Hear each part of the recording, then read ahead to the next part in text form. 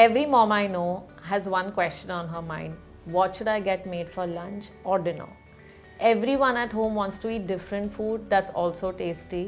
And it's our job to sometimes take a step back and plan meals that are not only nutritious and well balanced, but also something that everyone will eat. Joining me today is Shruti Kainya, who is a nutritionist, who's going to help us plan just that. Hi Shruti, thank you for joining us. Hi Jesal, thank you so much for having me. So, I feel most kids are picky eaters, and it's so difficult to constantly plan and think about what they're going to eat and if they like it or not. And in all this, sometimes it's so difficult to actually have a larger perspective and think, is that even going to be a complete meal that I'm going to offer my child? So, what according to you is a complete meal for a child? That's a very reasonable question that every mother faces. First things first, basically there is no particular food, but it is a mix of food groups that will make your plate actually balanced and complete. So you should focus on the important food groups here. Be it your carbohydrates, your healthy fats, your proteins, your fruits and your vegetables. When you mix them together, your plate is automatically balanced. Speaking of carbs, I feel like they get a really bad reputation on social media today. Can you tell me what are the kind of carbs one can include in a balanced meal? So to top it up or to add to what I earlier said, you can actually make sure that this whole grains are included because they're rich on your vitamins, minerals, antioxidants and most importantly fiber. They're fiber-rich grains. Okay. And when I say carbohydrates, not only it's a fuel for your body, for the energy, sustained amount of it, but also glucose is the only source of energy your brain can instantly use. So for your brain to function properly, carbohydrates are a must. So now that we've spoken about carbs, what role does fats play in a child's diet? So fats are basically a concentrated source of energy, and our fat source are actually the highest in our body. So it's the best source of energy whenever you need it. Secondly, it's extremely essential for the absorption of the fat-soluble vitamins like your vitamin A, D, E and K. So if you're taking these supplements without a fat-soluble source, like a fat source in your meal, the D is not going to be absorbed in your body. Secondly, it forms the architecture of the brain of a growing child because even your brain consists of cells which require important fats. Now, there's a lot of confusion between healthy fats, good fats, bad fats, and people get confused. It's very simple. You should focus on the unsaturated fats, which are like your olive oil, your peanuts, a little bit of ghee you can add to your kid's diet, or your seeds, nuts. Fantastic source of healthy fats. They should be a part of your diet. And when I talk about processed food items, refined oils, palm oil, hydrogenated fat, those are bad fats. Those are the ones that we try to avoid. So one more thing I feel that we should include is about dairy products. Oh my God, can I tell you, half the mothers have stopped giving their children milk or any dairy products, and half the mothers on social media are completely pro-dairy. And sometimes I get confused whether I should be giving dairy to my family or not. So what are your thoughts on dairy? Because there's such conflicting views online.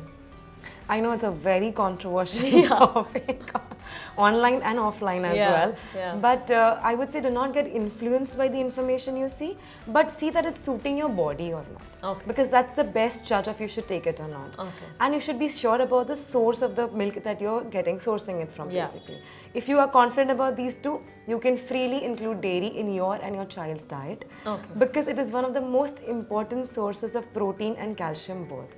Important for strong bones, strong teeth, strong joint health. If you think you're not doing very well with dairy, not so comfortable, then you can include small portions of say yogurt, cheese or paneer in your diet. Okay. So you mentioned that dairy is a great form of protein, and I feel that protein again is something that's over discussed on social media.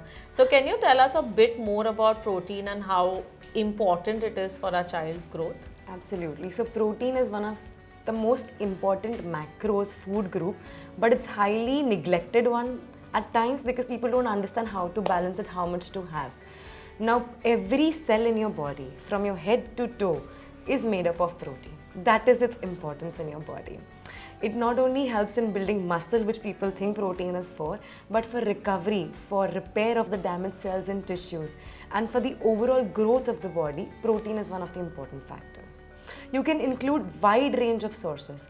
Try to include more of complete proteins like your dairy products, as I mentioned for that. But you can include your sprouts, your pulses, your lentils, your eggs, your meat, your fish, everything in small portions throughout the day to get your protein right. You know, I've heard that 54% of Indian children are not growing well. Either they're underweight or they're overweight or they're not growing well in height. What do you think is the reason behind this? So, as I said, balanced meal is completely important, but India per se as a nation, we have heavily carb based. Yeah. So it's a very carb intense country. Yeah. So we need to make sure that protein is included, which generally gets neglected, and the meal becomes again very dicey. Some portions of carbs are more, sometimes protein is there, not there. So Yeah. not balanced. Yeah. Now protein is important not only for your mental growth, but even for your physical growth. So for Yeah. your weight, for your height, for your bone health, for your joint health, for your strength, muscle, everything.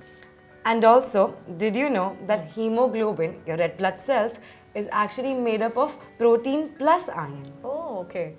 I've heard that India is a largely anemic country, which means that all of us have low levels of hemoglobin inherently. So that's a huge contributing factor to our child's immunity as well, right? Absolutely, and that is the reason a lot of good quality protein sources are actually rich on iron too, because they go hand in hand.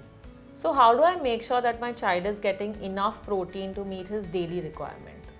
So as a parent, you'll have to be a little observant here and have to monitor simple signs and symptoms that your child's body shows. For example, if your child is always tired, low on energy, fatigued out, not able to concentrate very well, falling sick very often, not recovering quickly, all these basically will give you a hint that there is a nutritional deficiency and more specifically a protein deficiency. On an average, we recommend 0.8 to 0.9 milligrams of protein per kg body weight of your child. This can be divided throughout the day across the meals. But that sounds really technical. Is there a easier way for mothers to identify how much protein to give a child per meal? Yes, so as a mother, I also use a simple technique what we call the palm size. So the palm size of your child's hand is an indicator of the amount of protein that should go per meal. Okay. For example, if you're giving 3 meals and you're giving protein in each meal, so 3 palm sizes throughout the day. But a quick tip here, that if your child is very active, plays a lot of sports, outdoor activities, then along with high calorie requirements, his protein requirements will increase too. You know, as a mom, I feel that we focus a lot on our child's carb intake at every meal. So we're always thinking about whether they've completed their rotis or their parathas or their dal chawal. And for us, that's enough. That makes up the meal. If they don't eat the other things, we're okay with that. And I completely agree to this. You know why? Because in my practice, what I've observed is whenever parents or grandparents come with their kids, the opening line is, "अरे ये 2 रोटी ही खाता है, ये खाली इतना सा चावल खाता है." So my next question usually is, "अच्छा दाल खाता है, अच्छा सब्जी खाता है," because you are trying to still see that is he eating a balanced meal or not. So how do we then think of ratios when we are planning a complete balanced meal? So not making it too technical, but trying to keep it easy. So if there's an ideal food plate, you would want at least 40 to 50% of it to come from whole grains, good quality carbohydrates, 20 to 25% to come from good quality protein, remember the palm size, the easy way, at least 5 to 10% from your healthy fats, and rest all coming from your fruits, veggies, and little bit of dairy. Try to make it as colorful as you can. The more color, the more rainbow color plate is, the better it is in terms of the nutrients your body can get. So it makes it wholesome by default then. Got it. So now let's take some questions from our parenting community. We have a mother who writes in saying, "My child is 3 years old. He refuses to eat anything that is green in color. He wants to only eat his dal, roti and rice, and sometimes eats fruits. Can you tell me how I can include green vegetables in his diet that he will accept willingly?" Again, a very common complaint. I can completely relate to this personally as a mother too. Yeah. So this is where, not just as a nutritionist, but as a mother, you need to be very creative, like literally wear the chef's hat. Yeah. Sometimes it's not just the green that they don't like, but in the form that we give, they may not like Yeah. it. Try to change the form, try to change the recipe and see if they accept it. Force feeding the child, pushing the child to have it may not really work. So I'll give you my personal example. My son hates palak, spinach, but I know he loves Hulk. So what I did is I connected the green color of the palak with the Hulk color, saying that it is because of palak that Hulk is so green and so strong. I started making green dal dosas with palak included in it. And he loves these dosas because now the mindset is again kind of reset. In a way that the liking for the vegetable has developed with the association of something that he already likes. I don't need to force feed it anymore. He loves it. He calls for it samne se. I am very, very happy because it's like literally killing two birds with one stone. I made it nutritious with the palak added moong dal for protein and served with amazing chutney and sambar. So sorted. We have one more mother who writes in saying, my 6-year-old daughter gets a lot of muscle aches and pains. How can I help her through nutrition if that's possible? That is possible, but my advice would be if the pain is consistent and staying for a longer duration of time, do consult a doctor first to see that if there's any other kind of nutritional deficiency or any other issue per se with the bone health.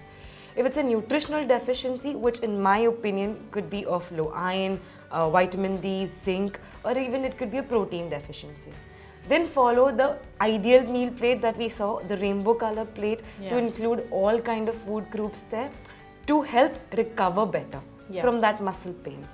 At the same time, make sure she rests really well. That is very, very crucial, and water intake is not compromised on. So finally, Shruti, to wrap it up, can you share an ideal meal plan for a growing child? We'll also mention this in the description box below, so please check it out and download it from there. Sure. So we'll try to keep it as practical as possible. One quick tip again, that whatever you eat first thing when you wake up, that has maximum absorption in your body. So having a good breakfast is very important for kids. So for example, breakfast could be anywhere between vegetable pohas, it could be vegetable upmas, dosas, chillas, or it could even be the yummy pancakes, but whole grain pancakes. Then mid-morning could be something like a fruit with some dry fruits and nuts. A glass of chash in this weather would be fantastic in summers. Lunch could be a simple dal roti sabzi with salad. It could be a masala khichdi with raita. It could be paneer parathas, or it could even be non-vegetarian like your fish curry or chicken curry with jawari or bajra rotis. Evening snack can be a little interesting because kids really look forward to it. So you can make it like masala idlis or mini idlis with chutney and sambar. You can make like an open khakra pizza or tricolor dhoklas for your kids. That kind of attracts them even more, and your nutrition is packed in it. The last meal of the day, which is dinner, make sure to add a dose of protein here. Keep it balanced because it is this protein which actually helps in rest and recovery throughout the night. So here you can have your anda burji if you like, with chapatis, your chicken wraps, your sweet potato frankies or aloo frankies. You can add yummy pastas, whole wheat pastas with lots of veggies. This meal kids look forward to as well, but keep it balanced. I know that I'm reiterating this fact, but water is extremely crucial because 70% of your body is made up of water, and kids don't understand the difference between the hunger for thirst or hunger for food. So indirectly or directly, water needs to keep on going on the system and they need to be hydrated. You can include beverages like your chash or coconut water for that. Include soups if they like.